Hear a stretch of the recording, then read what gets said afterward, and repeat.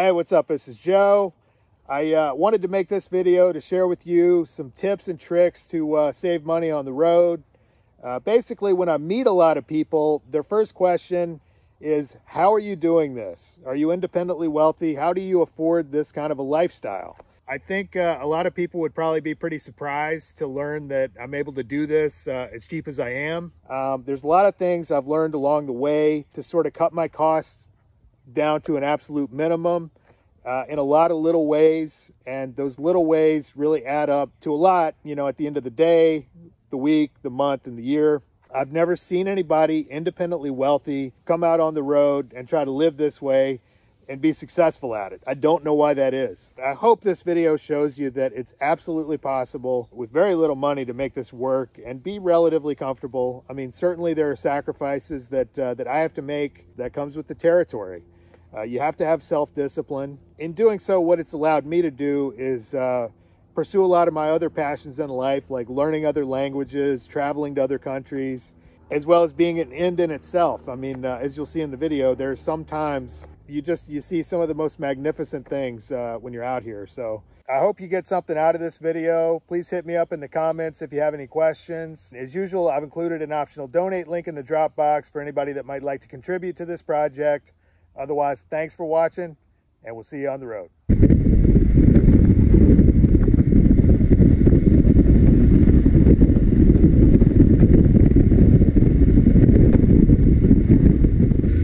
In order to facilitate a long-term nomadic lifestyle, the first and foremost aspect is the ability to find free places to camp.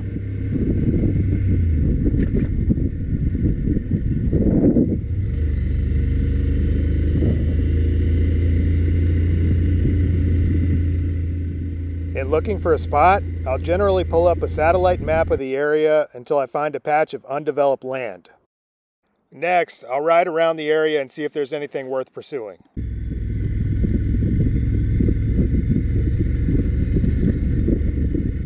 In this case, I noticed an unmaintained road leading into the woods and was surprised to locate a number of interesting potential spots right off the bat.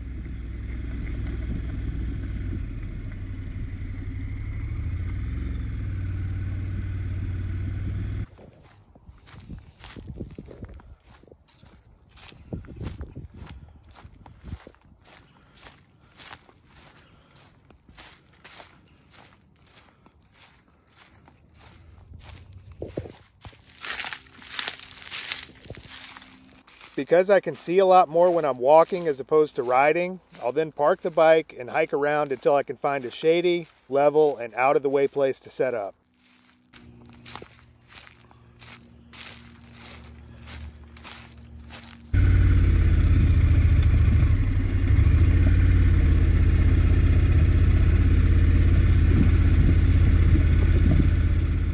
Next comes the tricky business of figuring out how to get the motorcycle into the spot.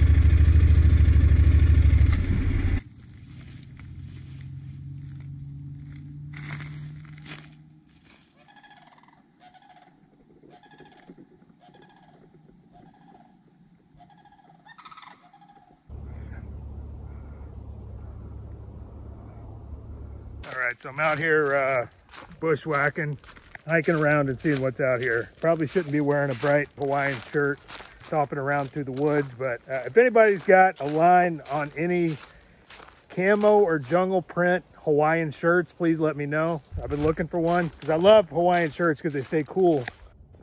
It's kind of interesting. There's this big sand pit out here right in the middle of this big patch of woods. Deep sand. So I just heard a group of what sounded like hogs back there. Got myself a stick, or a club. You want to at least have something tromping around in the bush like this, because I'm not so worried about hogs because they're generally very perceptive and very smart. They can smell you and hear you from a mile away, so you're not likely to really stumble on them unless you're being all sneaky. Typically the way that they attack is to sort of chop a person down like a tree, where they go for the part that they can reach. I heard about a lady, I think it was outside of Houston. Poor lady came home. A pack of wild hogs had taken up residence in her front yard. She didn't see them. She was just getting off work, and they started using their tusks to attack her shins. And pretty soon she was on the ground, where she was subsequently trampled to death. But really what I'm worried about are wild dogs. I've had a couple of scrapes with wild dogs. It's not fun. They get really aggressive once they kind of go feral. So that's more than anything what I'm worried about. You know, this might not be the best weapon. Something's better than nothing. And this is a pretty hard wood, so. Snake tracks. So I'd say he's been here pretty recently.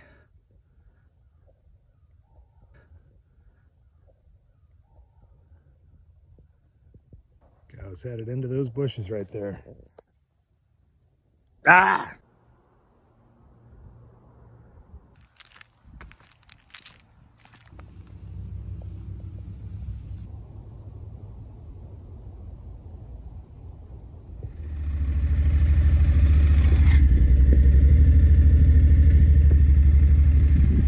This spot was so well concealed, I actually got lost in the woods trying to find my way out.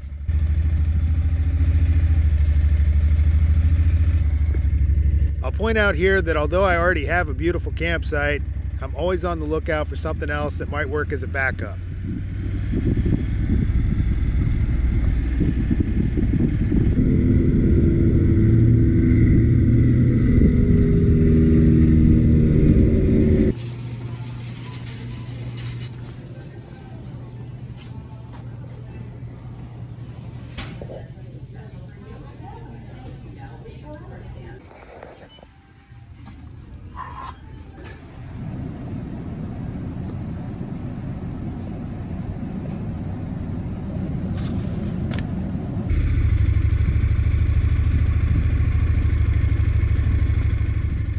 My campsite had been strategically hidden within a maze of trees and bushes, and it took me several days of stomping around to work out a path to it.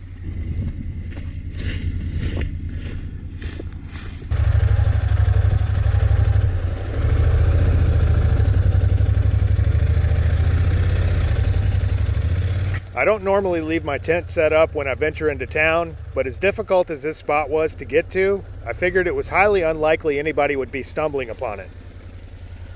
All right, so here we go. This is reality. At least 5 days a week, I live on a rotisserie chicken and a can of greens. This will last me all day. I eat 2 meals a day, about half of this can, half of that chicken. I don't eat breakfast. These discounted chickens are absolutely terrible. I think at some point in the process, they get frozen, thawed out, and marked down. But if you put enough hot sauce on them, I find they're actually not bad. So this is what I eat about 5-6 days a week. Just sort of keeps my weight down, so that then when I go somewhere like Vietnam, where there's a lot of delicious cheap food, I can actually enjoy myself. All right, trash. I've seen some people that are just kind of throw their chicken bones all over camp. I don't like to do that. I pack everything out just because I don't want anything lingering around that smells or tastes like food. So I'm gonna go find a tree. Starting to make a little bit too much of a trail out here. This is pretty soft sugar sand, so I've been kind of trying to do this as I walk through here. As far as spots go, this is about as good as it gets, honestly. I mean, look, you can't even see my camp because there's not a straight line going to the camp. It's kind of curved. You know, if I pick somewhere where it was just a straight line going into it, you could see it right away.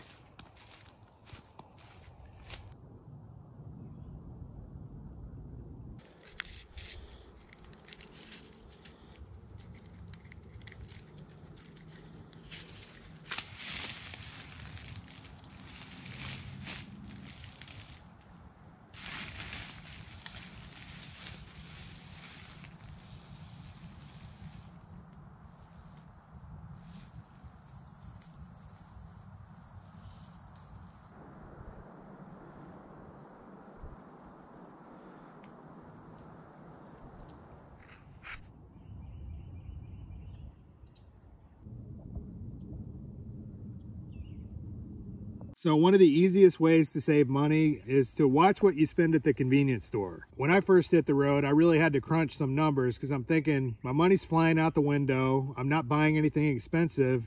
And then I realized it was all the little stuff like buying coffee from the gas station that really adds up really quick. So I like to get these coffee pouches, take one of those, put it in the bottle, add some water, shake it up, put a couple of stevia drops in there, and you're good to go. It's kind of like an iced coffee kind of a deal.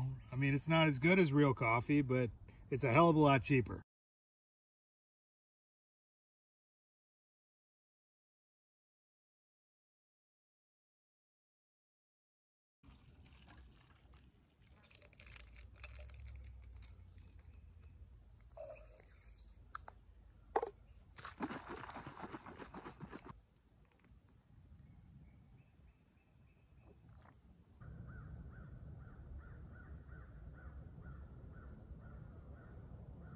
So Blue Dawn dish soap, this is what I use for just about everything. Taking a shower, finding leaks in tires, washing dishes, everything else. This is just a good all-purpose non-toxic soap. If it's good enough for the baby ducks, it's good enough for me. And the whole thing costs about $1 and some change. So what I do is just mix up some water, soapy water, in a bucket like that. I'll go ahead and get wet from the shower and then just use this rag to clean off and then rinse off.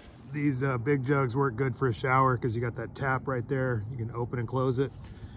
And then at the top up there, I cut a hole big enough to fill it up with water. A hobo shower.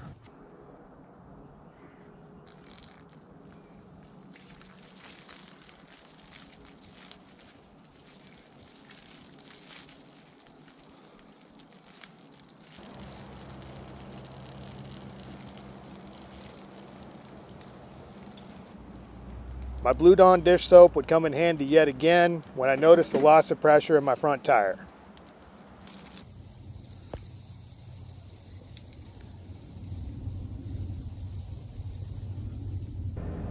Paying someone else to deal with my mechanical failures really isn't an option, so I've learned to solve a lot of problems on my own.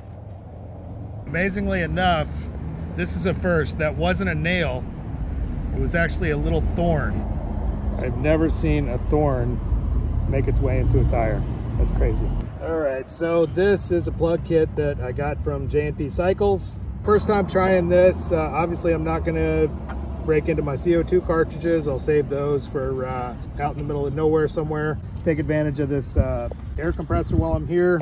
I'm interested to see how this works. Hopefully it'll do the job. It's kind of like a mushroom style plug. I've never used these before. Whether it works or not, we're about to find out.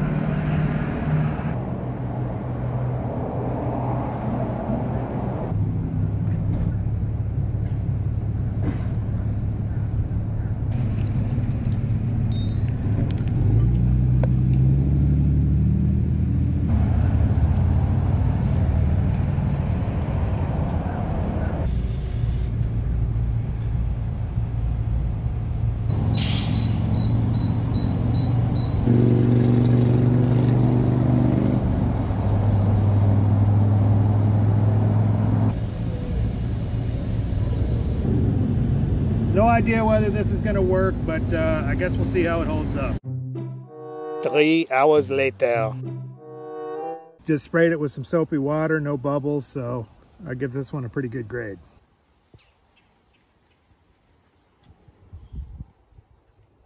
One day out of the week, I'll allow myself a piece of nice red meat.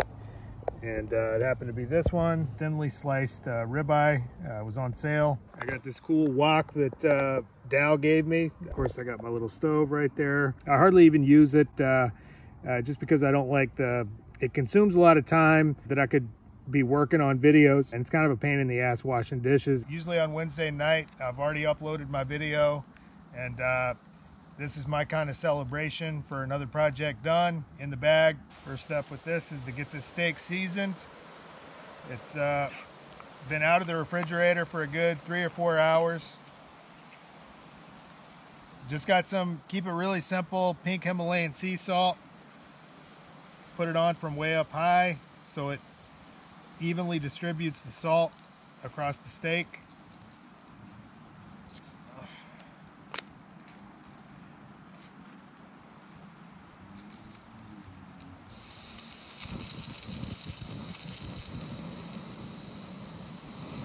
Get that pretty high. Non-stick olive oil spray.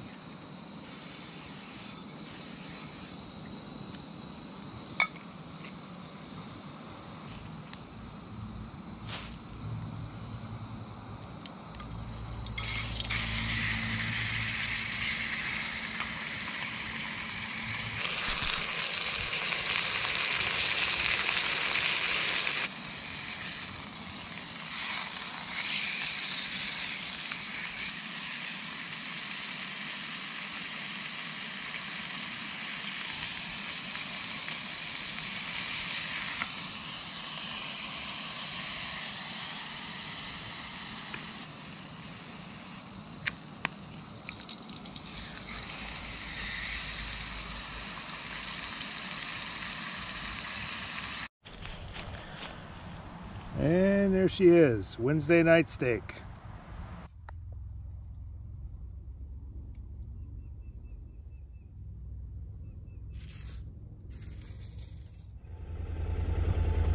As the days and weeks rolled on, my spot evolved into a semi-permanent homestead, and by this point, finding my way in and out was no sweat.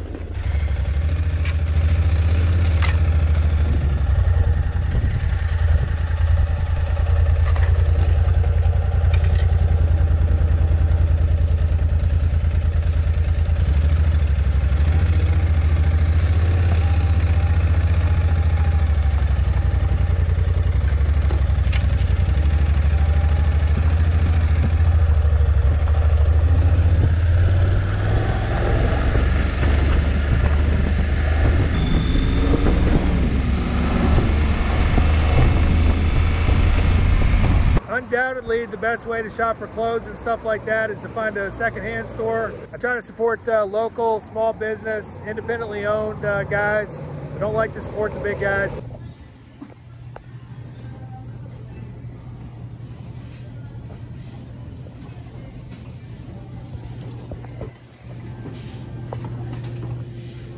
These are name brand Bimini Bay. Cost me $1.06. They're, I mean, slightly used, pretty much as good as new. There's no holes in them or anything. They look like they'd be good for being out in the sun and stuff like that. So $1.06 versus whatever those would cost new.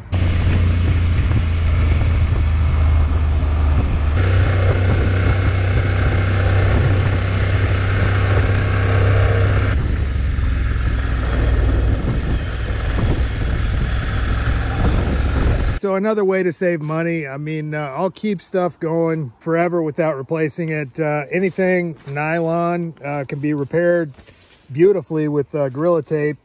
You may have seen the video. I got caught in a hailstorm somewhere in Mexico.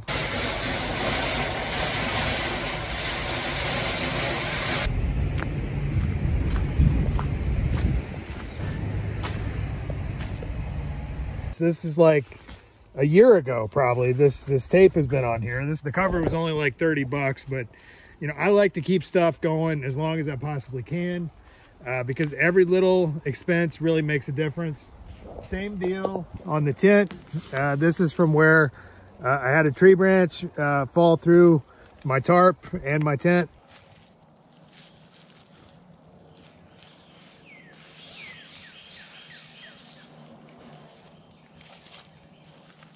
And it just holds up great. And there you can see it's starting to rain.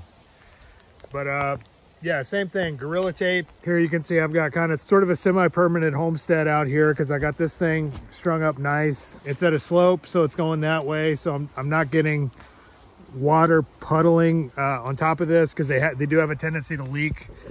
If there's like standing water on it like that, it'll actually leak. But if it's at an angle like that, it'll just run right off.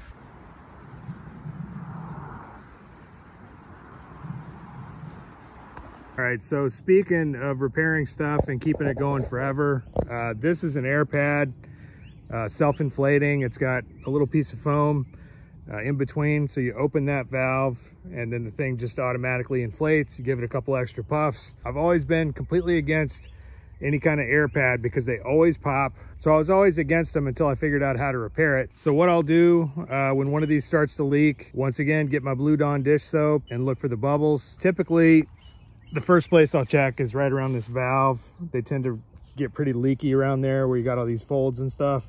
I found this product called Seam Grip. This is the only thing I found that actually works to fix these. So I beef up this area around the valve, just completely layered on there. And I've had, you know, several mishaps in the 6 months or so that I've owned this one. This was from where I accidentally sat on it with my keys hanging off of my belt loop and completely went through both sides, as you can see. So I repaired it with the patch kit that came with the pad, and then that started to leak. So I just beefed the whole thing up with the Seam Grip, and it's holding up good. Having an air pad like that really helps me cut down the weight. Obviously, I don't have a big touring motorcycle, so weight is always a consideration. Although I never liked those pads because I was never able to fix them, they're really the best thing in the world as far as like minimizing the weight. And then of course, this pad is good. I put that one under that one just to sort of keep that one off the ground. And if somebody had a lady friend that was going to spend the night, then you'd have two pads, you know, hypothetically. But all right, I've been hearing something crashing around in these woods over here. I thought there was a person way over there, but I see who it is now. Let's see if I can sneak over here. There are some times when living in the woods makes all the sacrifices worth it.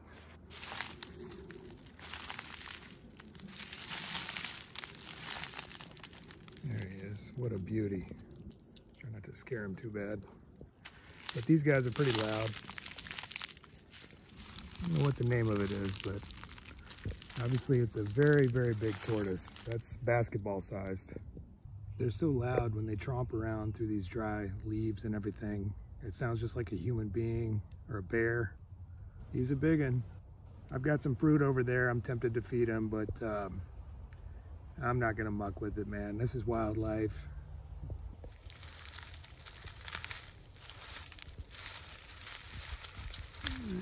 He's just gonna respectfully take off. He was heading my way towards my camp. Now I think he figured out that he doesn't want to go that way. So. And he's getting the hell out of Dodge at a pretty good clip. I'm crouching down low so as not to scare him too much.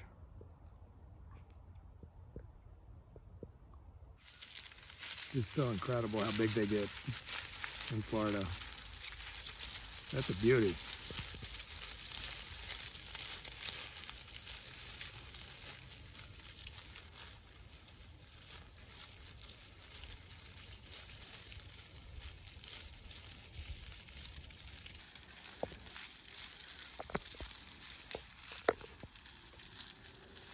And there he goes.